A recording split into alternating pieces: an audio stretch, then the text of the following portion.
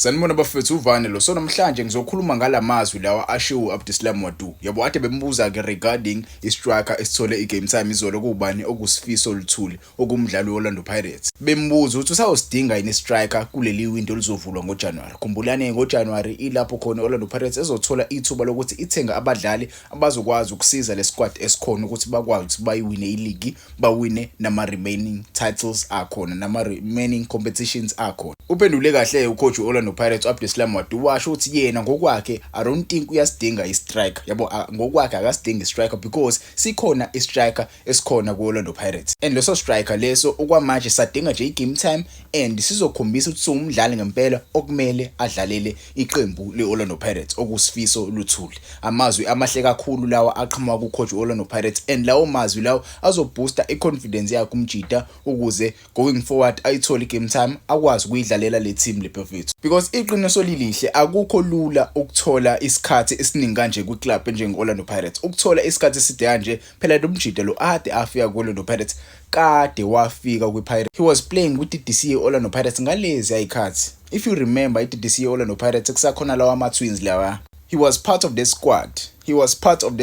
La kwakhona ama-twins bafethu. Lama-twins lawa right now akasayidlali i-professional football. Uma ulandela ngempela ibhola la eSouth Africa no ibhola labafana abancane la ku-DDC, you remember those two are twins. Ayidlalela Orlando Pirates. Right now they don't play South African professional football. Yabo. He was part of that squad.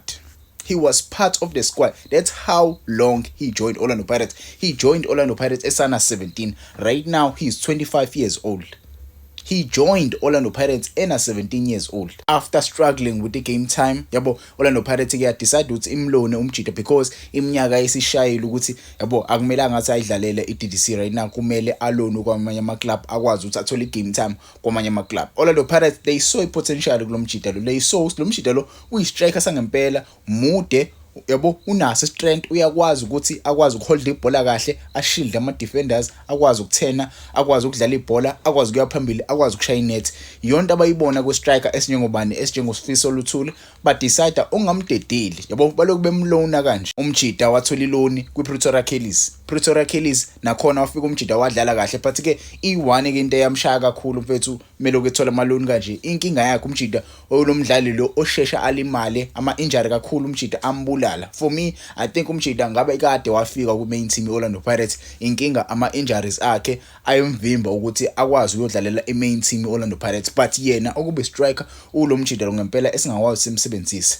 Wadlala kwiNedbank Cup, Pretoria Kellies umjida wayekhona, wahamba futhi waya kwi-feeder team Orlando Pirates edlala le ku-ABC Motsepe League, yabo iPelepele FC nakhona futhi umjida wayedlala kahle. Yabo ile season ke Orlando Pirates decide ukuthi yasini introduce ku-first team football, imfake khona adlale nabadlali beOrlando Pirates abadlala ku-first team. Simbonile ke izolo eShina and lamagama lawa ashiwo Abdeslam Wadu ayakhombisa impela ukuthi umjida sisayoqhubeka simbone going forward because he's a striker. You saw yabo he's one of those strikers obona kahle ukuthi okay lo mjida lo ngeke uzumfaka ko wonke ama games but you need him in certain games. Yabo ngikhulumele ngalento regarding i-strikers Orlando Pirates zihlukene, zonke i-strikers esinazo zihlukene and zenzelwe ama games ahlukahlukene. Abdeslam Wadu ngempela kumele alenze iqiniso regarding this player lo. Mina I judge a striker based on your first touch. If first touch yakho mi better, ayikhohle ukuthi ngizokulandela, ayikhohle ukuthi ngizokuthanda as a striker, but what I saw kulomdlali lo kuyakhombisa impela, kuyathembisa.